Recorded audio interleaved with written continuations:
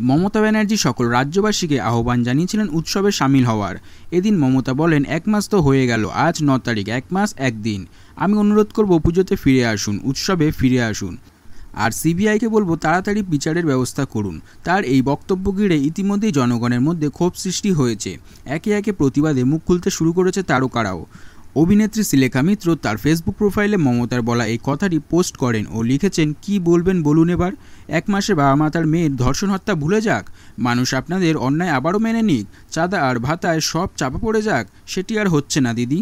তিনি আরও লিখেছেন, আপনি মানে গদিটি ছাড়েন, তারপর হবে আমাদের পুজো, তিলোত্তম আমাদের পুজো। সবশেষে শ্রীলেখা লেখেন রিজাইন।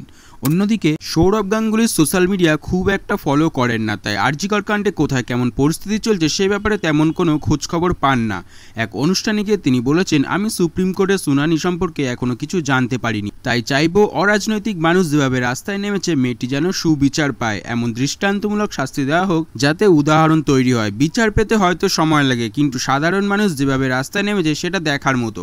সৌরভ গাঙ্গুলি বলেন, যে বা যারা এই কাজটি করেছে তাদের শাস্তি দিতেই হবে, এমন শাস্তি দেওয়া হোক যাতে সারা পৃথিবীর কাছে দৃষ্টান্ত হয়ে থাকে। এ ব্যাপারে আপনাদের কি বক্তব্য, কমেন্টে জানান।